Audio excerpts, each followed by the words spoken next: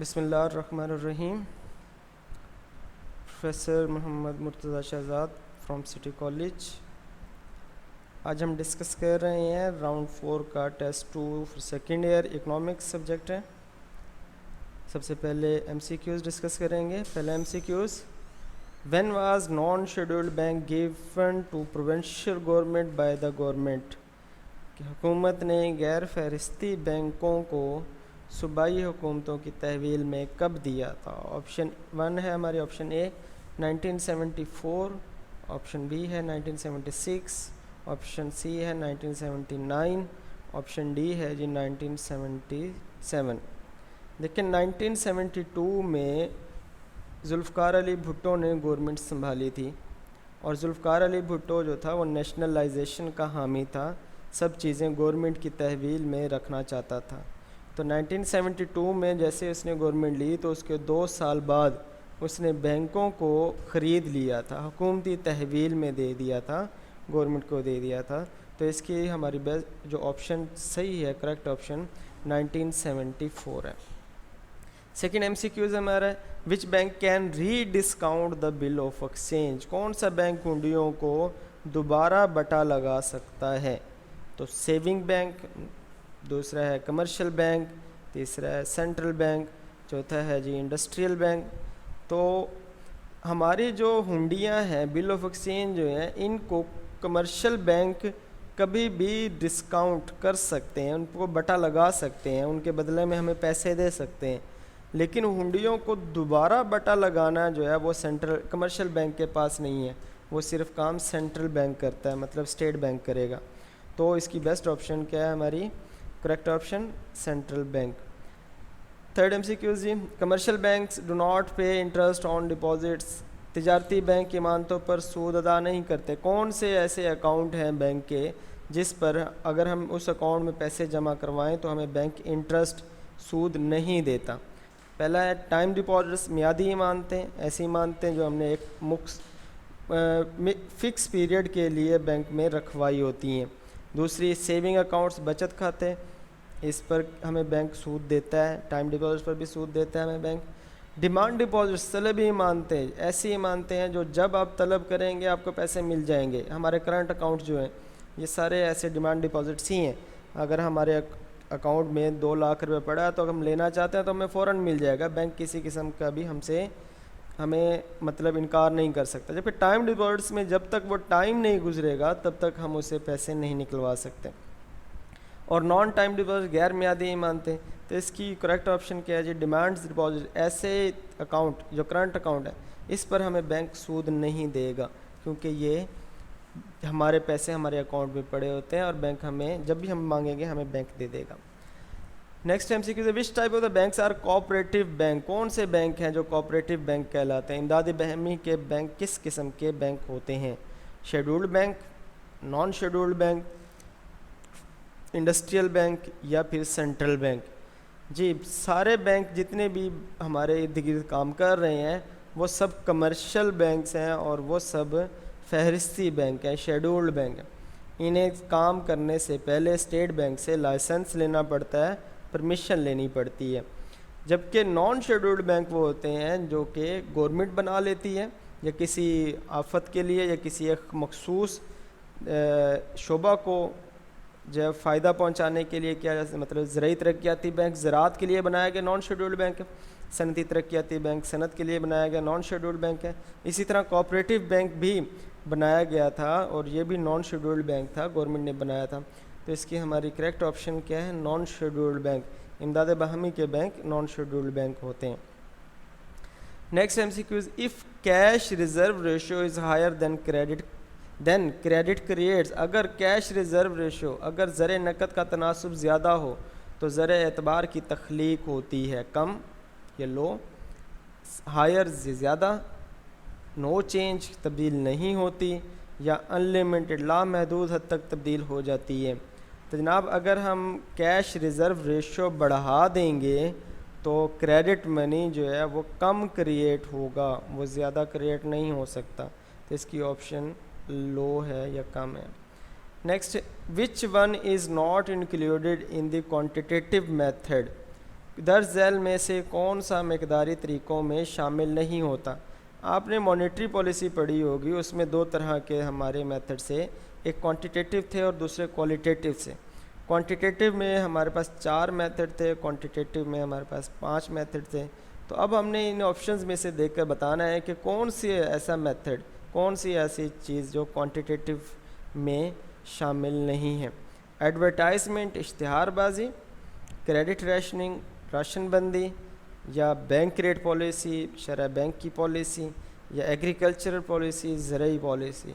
तो इसकी option A जो इश्तिहारबाजी, ये हमारा क्वालिटेटिव मेथड है, बाकी सब हमारे क्वांटिटेटिव मेथड ही थे। ऑप्शन इसकी advertisement. Next, commercial bank creates. Commercial bank क्या बनाते हैं? कमर्शियल तजारती बैंक तख्लीक करते हैं क्रेडिट मनी, एतबारी ज़र को, टोकन मनी या अलामती ज़र, लीगल मनी, कानूनी ज़र, या फिर मेटेलिक मनी, धाती ज़र। देखिए नीचे वाले जो 3 ऑप्शंस हैं, टोकन मनी, लीगल मनी और मेटेलिक मनी, ये करेंसी की टाइप्स हैं और ये गवर्नमेंट इशू करती है, सेंट्रल बैंक इशू करता है। तो ऑप्शन ए ही इसकी है कि क्रेडिट मनी जो है वो कमर्शियल बैंक क्रिएट करते हैं, ऑप्शन ए। नेक्स्ट MCQs कि physical year of Pakistan starts from, Pakistan का माली साल शुरू होता है कब से?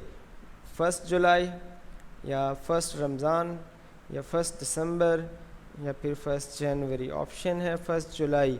पाकिस्तान का माली साल 1 जुलाई से शुरू होता है और 30 जून पर ख़त्म हो जाता है। देखें गवर्नमेंट हर साल बजट जो बनाती है, तो उस बजट में हम कह रहे होते हैं कि हमारा ये बजट 2019-20 का बजट है। क्या हुआ कि 2019 के आखिरी 6 महीने और 2020 के पहले 6 महीने, ये मिलकर 12 महीने और हमारा 1 साल बनेगा, हमारा एक फ़िज़िकल ईयर बनता है। तो पाकिस्तान का माली साल 1 जुलाई से शुरू होता है। Currency issuing methods are, currency note जारी करने के तरीके हैं। स्टेट बैंक नोट इशू करता है और नोट इशू करने के उसके पास कितने तरीके हैं? 2, 4, 3 या 5। करेक्ट ऑप्शन क्या है जी? अब स्टेट बैंक के पास 2 मेथड हैं, एक है फिक्स फिडुशियरी सिस्टम और एक है required reserve ratio system. Next MCQs, according to the deficit financing, खसारे की सरमायाकारी के तहत क्या होता है? प्राइसेस बढ़ जाती हैं, प्राइसेस इंक्रीज़ हो जाती हैं, प्राइसेस फॉल हो जाती हैं, कम हो जाती हैं, प्राइस रिमेन कांस्टेंट, चेंज ही नहीं होता, और no change in prices, prices में चेंज नहीं होता, या कांस्टेंट एक जैसी रहती हैं, चेंज नहीं होता, या बढ़ जाती हैं, कम होती हैं। तो इसकी ऑप्शन ए है जी। जब कभी भी खसारे की सरमायाकारी क्या है? जब आप नोट प्रिंट करते हैं, स्टेट बैंक नोट प्रिंट करता है, तो उससे मनी सप्लाई बढ़ जाएगा, मनी सप्लाई बढ़ेगा तो मार्केट में महंगाई बढ़ जाएगी, कीमतें बढ़ जाएंगी, हर किसी के पास पैसे हैं, वो चीज़ें खरीदेंगे, तलब बढ़ेगी और कीमतें बढ़ जाएंगी। Correct option prices increase. Next जी, which rule state that tax payer pay tax according to his capability, किस असूल की रूह से हर शख्स अपनी अहलियत के मुताबिक टैक्स अदा करता है? कैनन ऑफ कन्वेनियंस, असूल सहूलत, कैनन ऑफ इलास्टिसिटी, असूल लचकदारी, कैनन ऑफ इक्वलिटी, असूल मसावात, या कैनन ऑफ डाइवर्सिटी, असूल तनो। अगर आपने ये कैनन्स पढ़े हों तो असूल सहूलत का मतलब था कि जब आपके पास पैसे हों तब आप दे दें, आपको सहूलत दे दी। असूल लचकदारी का मतलब था कैनन ऑफ इलास्टिसिटी का कि हमारा टैक्स सिस्टम ऐसा हो जिसमें लचक हो, जब बढ़ाना चाहें बढ़ जाए, जब कम करना चाहें टैक्स को तो कम हो जाए, लचक होनी चाहिए इसमें।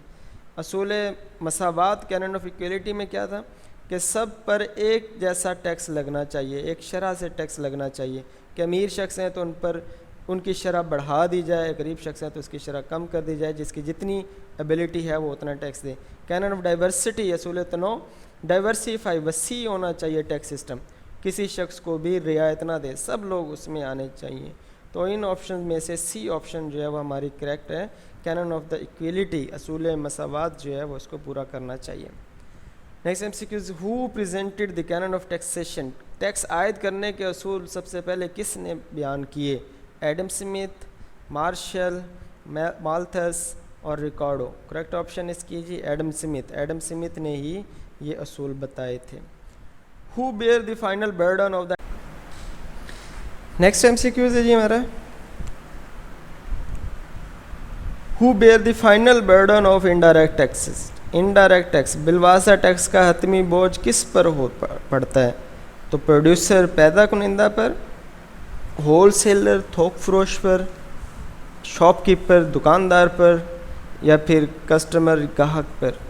इनडायरेक्ट टैक्स ऐसा टैक्स जिसका बर्डन कोई दूसरा पे करता है, जिस शख्स पर लगता है वो पे नहीं करता। तो सेल्स टैक्स हमने सेलर पर लगाया, दुकानदार पर लगाया, प्रोड्यूसर पर लगाया, लेकिन उसने क्या किया, उसको कीमत में शामिल करके ग्राहक से वसूल कर लिया। तो इसकी करेक्ट ऑप्शन क्या है? कस्टमर या ग्राहक, इससे लिया जा रहा होता है। Government formulate dash budget to pay the debt. कर्ज़े की अदायगी के लिए हुकूमतें बनाती हैं, कौन सा बजट बनाती हैं? Deficit budget, surplus budget, balance budget, या कोई भी नहीं इनमें से। तो डेफिसिट बजट क्या होता है? गवर्नमेंट के अखराजात ज़्यादा हों और गवर्नमेंट के रेवेन्यू कम हो तो बजट हमारा डेफिसिट में होगा। सरप्लस बजट ऐसा बजट जिसमें गवर्नमेंट के रेवेन्यू ज़्यादा हों, वो टैक्स लगाकर पैसे ज़्यादा इकट्ठे करे और ख़र्चा कम करे, उसके एक्सपेंडिचर्स कम हो, तब हमारा बजट सरप्लस होगा। बैलेंस बजट क्या है? जिसमें गवर्नमेंट के रेवेन्यू भी और उसके एक्सपेंडिचर भी सेम हो, एक जैसे ही हो। तो हम अगर डेफिसिट बजट बनाएंगे तो हम कभी भी कर्ज़े अदा नहीं कर सकते। तो हमें कर्ज़े अदा करने के लिए क्या करना पड़ेगा? सरप्लस बजट बनाना पड़ेगा। इसकी correct option B, surplus budget.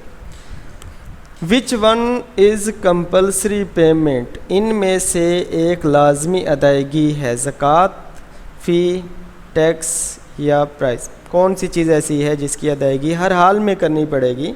आप उससे जो है वो निजात, उससे मतलब बच नहीं सकते। ज़कात अगर हम कह दें मज़हबी फ्रीज़ है, अगर आपका दिल मज़हबी तौर पर पुख्ता है तो आप कभी भी ज़कात को नहीं छोड़ेंगे। लेकिन अगर उसमें कहीं खोट है तो बहुत से लोग ऐसे हैं जो ज़कात अदा नहीं करते। फ़ीस देते भी हैं, कुछ लोग नहीं भी देते। टैक्स कीमत, टैक्स जो है वो एक ऐसी कंपलसरी पेमेंट है जो आपको हर हाल में देनी पड़ेगी। अगर आप पर टैक्स लगा है, उसके बदले में आपको कोई सर्विस मिलती है या नहीं मिलती, आपको टैक्स देना है। फ़ीस में क्या है कि सर्विस मिलेगी तो हम फ़ीस देंगे, नहीं मिलेगी तो नहीं देंगे। किसी चीज़ को मैं ख़रीदूँगा तो उसकी प्राइस में दूँगा, अगर नहीं ख़रीद रहा तो नहीं दूँगा। लेकिन टैक्स एक ऐसी कंपलसरी पेमेंट है जिसके बदले में हम किसी किस्म का उससे रिवार्ड भी, गवर्नमेंट से रिवार्ड भी नहीं मांग रहे होते कि मैं टैक्स दे रहा हूँ, इसके बदले में मुझे ही सर्विसेज दी जाएँ। तो इसकी करेक्ट ऑप्शन सी है, टैक्स जो है वो एक लाजमी अदायगी है। विच type of budget is better for common people. किस किस्म का बजट आम अफराद के लिए बेहतर होता है? ऑप्शन ए है डेफिसिट बजट, खसारे का बजट, सरप्लस बजट, फाजिल बजट, डिफेंसिव बजट, दिफाई बजट, या फिर बैलेंस बजट, मुतवाज़न बजट। हमारे आम अफराद के लिए डेफिसिट बजट जो है ये बेहतर होता है ताकि गवर्नमेंट हम पर ज़्यादा रेवेन्यू इकट्ठे करने के लिए टैक्स ना लगाए। क्योंकि डेफिसिट बजट में क्या था? रेवेन्यू कम और एक्सपेंडिचर ज़्यादा। जब रेवेन्यू कम होंगे गवर्नमेंट हम पर टैक्स नहीं लगाएगी, और जब एक्सपेंडिचर ज़्यादा करेगी तो गवर्नमेंट हमें सब्सिडीज़ देगी, हमें किसी किस्म के पब्लिक डेवलपमेंट वर्क जो होते हैं, काम होते हैं, वो करके देगी। गवर्नमेंट पैसे खर्च करेगी लेकिन इकट्ठे नहीं करेगी। तो हमारा करेक्ट ऑप्शन डेफिसिट बजट है। Physical year of Pakistan become ended. कब ख़त्म होता है पाकिस्तान का माली साल?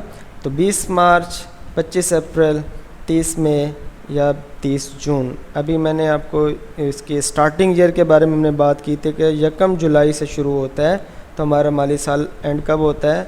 30 जून को एंड होता है। Policy of imposing tax and expenditure is called. हुकूमत के टैक्स आयद करने और अखराजात की पॉलिसी कहलाती है एग्रीकल्चरल पॉलिसी, ज़रूरी policy, fiscal policy, trade policy या लेबर पॉलिसी। जी, 2 तरह की पॉलिसीज़ होती हैं, एक फिस्कल पॉलिसी होती है, एक मॉनेटरी पॉलिसी होती है। फिस्कल पॉलिसी गवर्नमेंट की पॉलिसी है, policy of the government regarding revenue and expenditure, जबकि मॉनेटरी पॉलिसी सेंट्रल बैंक की होती है। स्टेट बैंक एक पॉलिसी बनाता है, उसे मॉनेटरी पॉलिसी कहते हैं।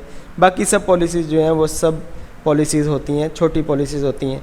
तो मालियाती पॉलिसी, फिस्कल पॉलिसी जो है वो हुकूमत की पॉलिसी है जिसमें हुकूमत अपनी आमदनी और अखराजात का तखमीना लगाती है।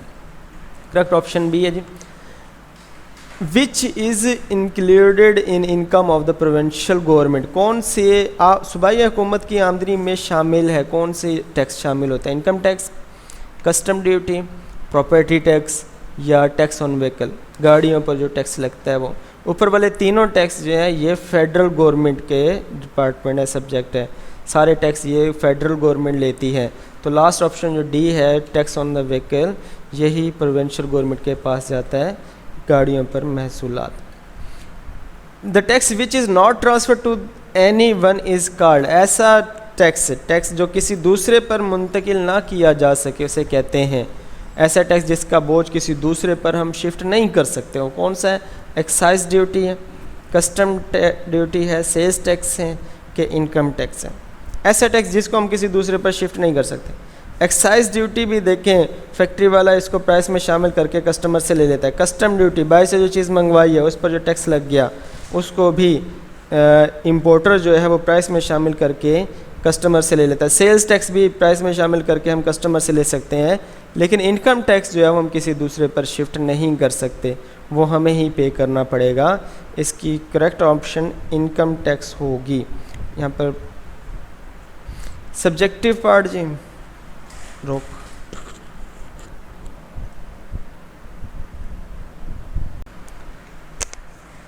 नेक्स्ट एमसीक्यूज है हमारा, the tax which is not transfer to any one is called, tax जो किसी दूसरे पर मुंतकिल ना किया जा सके उसे कहा जाता है excise tax, custom duty, sales tax या इनकम टैक्स। इसकी करेक्ट ऑप्शन क्या है? इनकम टैक्स है, हम इसको किसी दूसरे पर शिफ्ट नहीं कर सकते। पहले तीन टैक्स जो हैं वो हम किसी दूसरे पर शिफ्ट कर सकते हैं। Subjective part question, short question, कुछ शॉर्ट क्वेश्चन मैंने यहाँ पर आपको बता देने हैं, बाकी सब आप खुद कर लेंगे। Define non scheduled bank as, गैर फहरिस्ती बैंक की तारीफ़ लिखें। कौन से बैंक होते हैं जो कि गैर फहरिस्ती बैंक होते हैं? It is type of commercial bank which have no need to get permission from central bank and central bank is not the custodian of these bank. Central bank फिर इनका कस्टडियन भी नहीं होता। ऐसे बैंक जिन्हें काम करने से पहले मरकज़ी बैंक की इजाज़त लेने की ज़रूरत नहीं होती और मरकज़ी बैंक इनकी देखभाल भी नहीं करता, उनका कस्टडियन भी नहीं होता। नेक्स्ट शॉर्ट क्वेश्चन है हमारा, डिफाइन टाइम डिपॉजिट्स, मियादी इमानतों की तारीफ़ लिखें करें। It is type of bank account in which we deposits money for the specific period of time, before this time we can not withdraw money from this account and the bank will not give interest on these deposits. मियादी इमानतें एक ऐसी इमानतें हैं जिस पर जो कि एक मखसूस अरसा वक्त के लिए बैंक में जमा करवाई जाती हैं, उससे पहले हम ये इमानतें बैंक से नहीं निकलवा सकते। ऐसी इमानतों को क्या कहते हैं? मियादी इमानतें कहते हैं। नेक्स्ट है जी, what is mean by the मुदारबा, मुदारबा, मुजारबत से क्या मुराद है? मुदारबत एक देखें इस्लामी कारोबार है, अगर हम बैंकों से सूद ख़त्म कर दें तो उसकी जगह पर हम ये मुजारबत का कारोबार कर सकते हैं। It is type of Islamic banking या business in which one person provide capital, एक शख्स पैसे देता है, while the other person provide his skills, दूसरा शख्स अपना हुनर देगा। Profit is distributed among both, दोनों में ही प्रॉफिट डिस्ट्रीब्यूट होगा, किसी भी रेट से डिस्ट्रीब्यूट हो सकता है, 30-70% हो सकता है, 50-50% हो सकता है। ये दोनों आपस में ही डिसाइड कर लेंगे कि हम मुनाफे को किस बेस पर आपस में डिस्ट्रीब्यूट करेंगे। While loss bear by the capital provider, जबकि नुकसान जो है वो पैसा देने वाला, सरमाया देने वाला शख्स ही बर्दाश्त करेगा, जो हुनर देने वाला शख्स था उसको नुकसान बर्दाश्त नहीं करना पड़ेगा। Next short question, what is mean by the mortgage bank, रहन के बैंक से क्या मुराद है? बैंकों की कई इकसाम हैं, उनमें से एक किस्म जो है मॉर्गेज बैंक भी है, रहन के bank. It is type of commercial bank which pledge properties against their loan, अगर आप कर्ज़ा लेने जाएं इन बैंकों से तो ये उसके बदले में किसी किस्म की प्रॉपर्टी के प्लेज करेंगे, मतलब गारंटी के तौर पर मांगेंगे। आपसे कहा जाएगा कि घर की रजिस्ट्री हमें दें, फिर उसके बदले में आप हमसे लोन ले लें। तो ऐसे बैंक जो चीज़ों को रहन रख कर कर्ज़ा देते हैं, रहन के बैंक कहलाते हैं। What is mean by local rate मकामी शरह से क्या मुराद है? देखें, फेडरल गवर्नमेंट और प्रोविंशियल गवर्नमेंट अपने अपने टैक्स लगाती है, लेकिन लोकल गवर्नमेंट भी टैक्स लगाती है। यूनियन काउंसिल्स के थ्रू हम पर टैक्स लगते होते हैं, वो जो है वो टैक्स हमारे मकामी शरह कहलाती है। It is a type of tax which is imposed by the local government on the peoples. आम अफराद पर टैक्स जो हमारी यूनियन काउंसिल्स की तरफ से लग रहा है कि एडवर्टाइजमेंट बिल बोर्ड जो बने हुए हैं, देखिए इन पर टैक्स लगता होता है। गली मोहल्ले में कोई दुकान है उस पर कोई टैक्स लग जाएगा, तो ये जो टैक्सेस हैं ये लोकल रेट कहलाते हैं, जो यूनियन काउंसिल या डिस्ट्रिक्ट गवर्नमेंट कलेक्ट करती है और वो अपने अखराजात को पूरा करती है। उम्मीद है आपको सब MCQs और शॉर्ट क्वेश्चन समझ आ गए होंगे। मज़ीद भी अगर किसी किस्म की कोई परेशानी हो तो अपने इंचार्जेस से ग्रुप में या मुझसे आप डायरेक्ट पूछ सकते हैं। बेस्ट ऑफ लक, अल्लाह हाफिज़।